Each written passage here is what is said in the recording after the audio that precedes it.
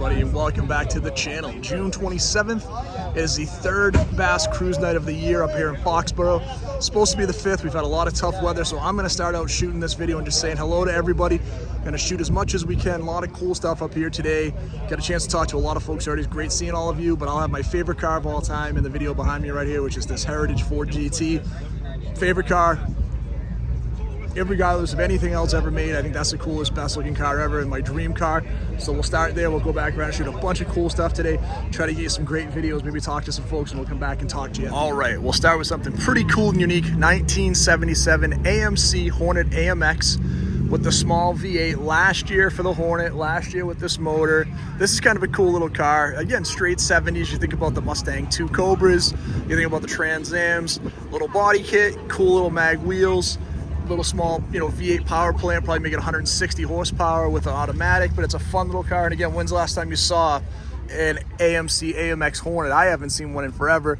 Turned aluminum dash, very similar to do with the Trans Am, so very cool louvers on the back. Just something cool and different, and I like the mag wheels on it. I like the style. Again, something you're not gonna see all that often, and this one's really clean, so I wanted to share this one with you. All right, our next car up here today we're gonna shoot is this really pretty blue Dodge Dart Swinger with the 344 barrel. Color matching wheels with the dog dish hubcaps, red line tires, 727 torque flight automatic transmission, blue interior, so color matching all the way around. Love the stripe on the back. This is a great looking car, so let's see if I can get a little better view on the back here. We'll zoom out a little bit, but great looking car in this color. Again, trying to share stuff that's a little more different and unique. You don't see a ton of the Dart Swingers. This one looks great. I love that, like that, again, that bumblebee stripe around the rear end with the 340 on the hood. Just a great looking car, and the color combination is awesome at that blue red. I love the body match wheels, the little dog dish hubcaps.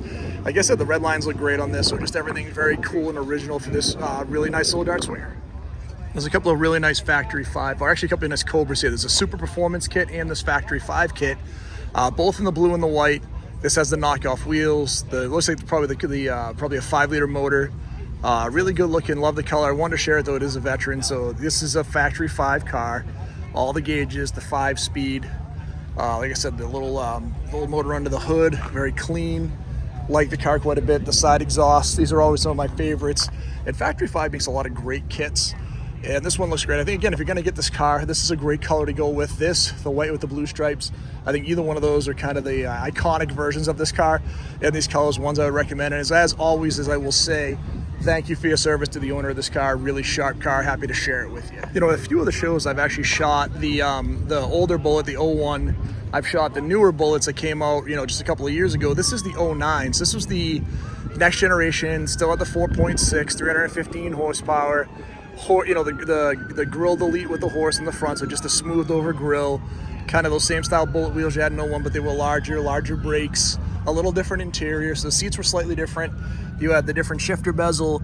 You had the Bullet, the Bullet steering wheel, the turned aluminum dash, but it is that Highland green color, very cool. And I've shared all the other versions of this, but I don't think I'd seen one of these up here. So I wanted to stop and share this one with you because it's in really nice shape and it's kind of that stopgap between those two. All right, next car we're gonna shoot is this great looking Cutlass 442 in orange with the, obviously the Oldsmobile wheels, typically the 455 in these. I didn't even see what was in the interior, if it was an automatic or not, or a manual. This one is an automatic with the Hurst shifter, black vinyl interior. Love the wing on the back.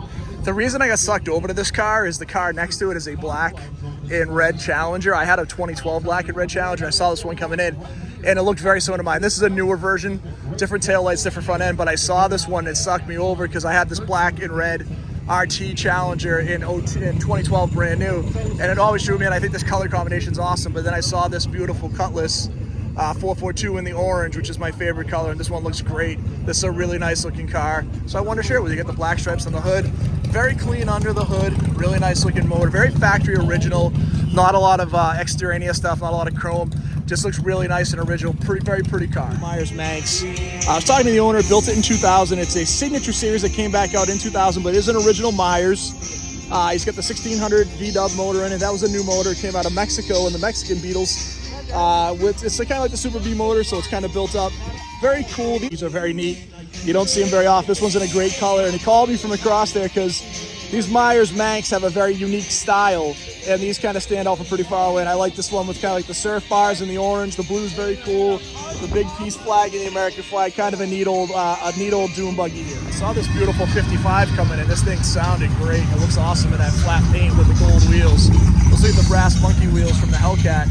That's a gorgeous car, really sharp.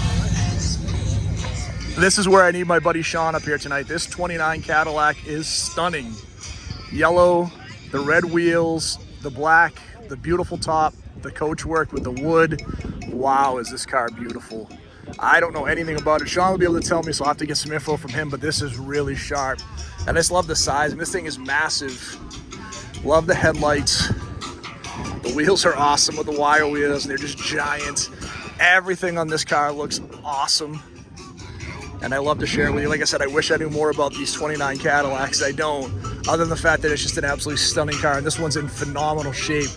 Again, you start to get the stuff like pre-World War II. You know, most of them don't look this nice. This was an amazing restoration. This is one of the best looking cars I've seen up here in a long time. Gorgeous. All right, everybody, let me introduce you to the fastest car in America in the early 1990s. And that is not hyperbole. They put this car, you see, I've shot a lot of the Typhoons and the Cyclones. They put these up against the Ferrari 348. It was quicker than the Corvette. It was the V6 with a turbo, all-wheel drive. This thing was stupid quick. And this one obviously was really small because it didn't have a lot of weight like the SUV. So these things were fast. They were light. They didn't make a ton of them, but these things were a ton of fun. And to get off at the line, nothing was quicker at the time to get off the line with this all-wheel drive with this 8-cylinder motor. I'm sorry, this big 6-cylinder and that turbo. This thing was really neat. And it's a very cool car, 4.3 liter turbo.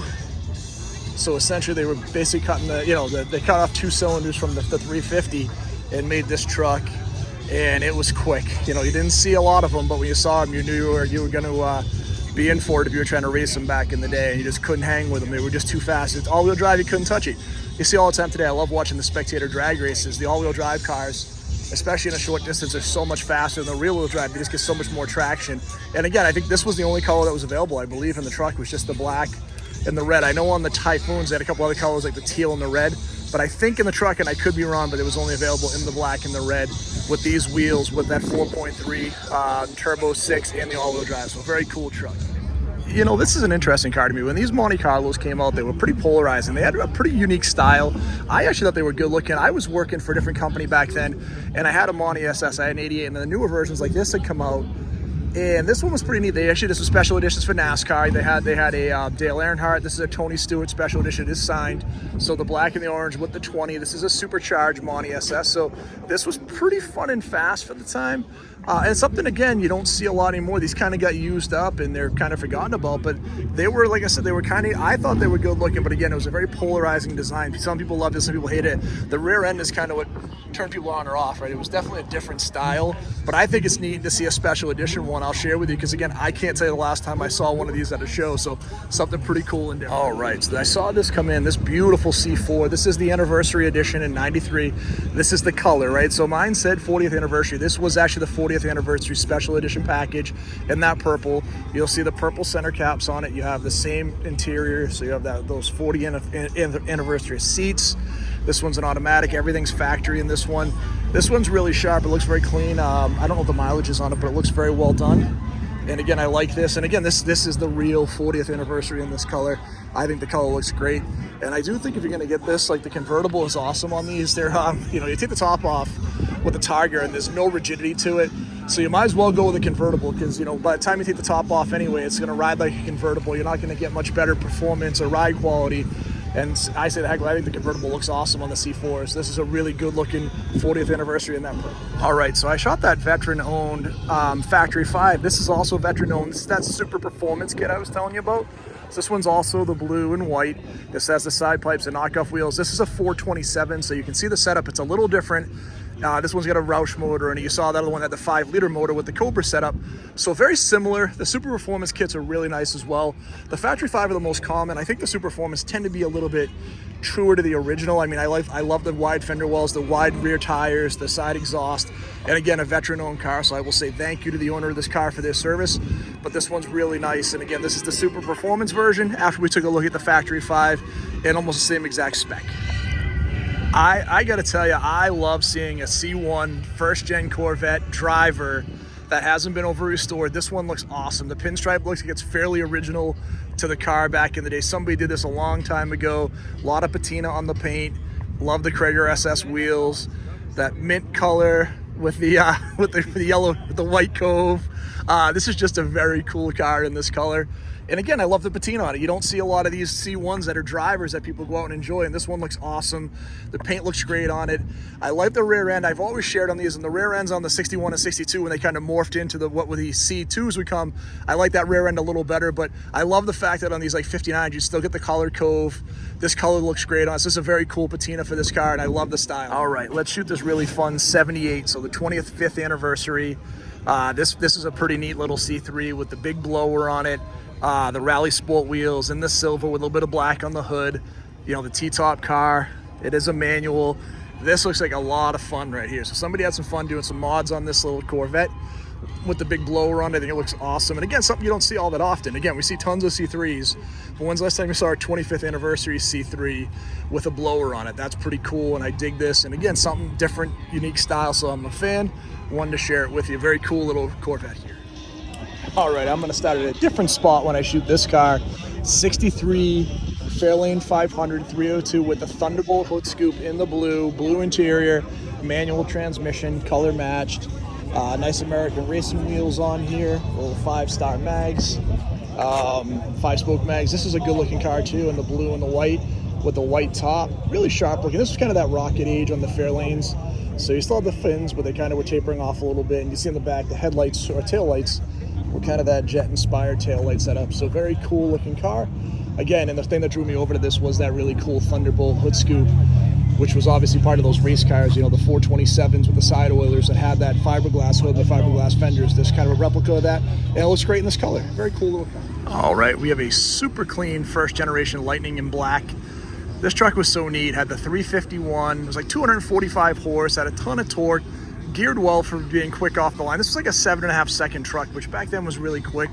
It was only really competing back then with the Chevy 454 SS, which had come out a couple of years earlier with the big motor, but had less horsepower. This thing, I love the wheels on it. I remember back in 93 when my Mustang, or 94 when my Mustang got stolen, these were new, and I went to look at one in Victory Ford in Stoughton.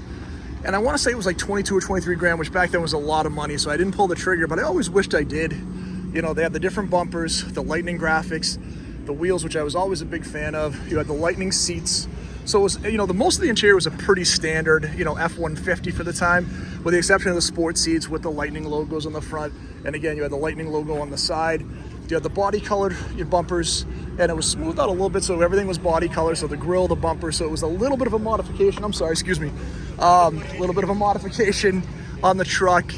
But it was pretty stock, you know, they didn't change a ton. There was a little suspension tuning, but a lot of it was performance, different rear end. Obviously the bigger motor, more horsepower, only in a regular cab. So I just thought this was like the purest version of those muscle trucks at the time that would come along. And obviously, like I said, you had the 454 SS. Then later on, you'd see some of the Dodge stuff that would come out, you know, some of the Super B stuff that would come along a few years later, but this was pretty neat. And the only real competition of this would have been the Cyclone, but the Cyclone was a completely different animal. Like, that was a small truck based on the S10, and that would absolutely destroy these in a race, because those cars were significantly, our trucks were significantly faster. We shot one earlier, a lot smaller, a lot lighter, with more power. So this was, you know, still a really fun full-size truck, and at the time it would hang with a Mustang GT, a Camaro, all that stuff out there. It was pretty quick. And with slight modifications, you could actually, you know, get these cars to be really quick. Look at this absolutely beautiful 1969 Z28 Trans Am style car to race against the Boss 302. We'd have the Cudas and the Challengers that would come along in a year or so later for this, but this one is awesome. These were capped at 302 cubic inches, so you had the Z28, you had the Boss 302. This car is awesome. Rally wheels, orange with the white stripes, the 302, the manual transmission, the auxiliary gauges. I didn't look to see, so it is not a houndstooth interior, but other than that, everything I would want on this car. The white interior looks awesome, and it's just a great color combination. I know you're all probably sick and tired of me talking about Torenados and Eldorados, but I don't care. I haven't seen this one before. 66 in the white with the red. The body style is great on this. Love the wheels. Big V8, front drive, super comfy. Love the style. Ridiculously long two-door car, right? Unnecessarily, but you look inside, all the space in the world to fit 5 or 6 people in. And then just a really good looking fastback style on the back of it that tapers into this beautiful rear end on this car. So again, while you're all probably sick of me talking about these cars, I'm never gonna stop because I love them. And let's go take a look at the dash on this and the steering wheel. This thing is really nice. This is a really clean car, very pretty. And again, just a really nice looking cruiser. Something you could have some fun in, but this car was great and it was so far ahead of its time. You know I dig them. I think they're awesome, and continue to give the loves to the the Eldorados and the Toronados. I will, and I've just, until I get one, I'm going to keep talking about them. So sorry, you got to listen to me, but I'm not going to change. I just think they're great. All right, I'm going to hit a quick video.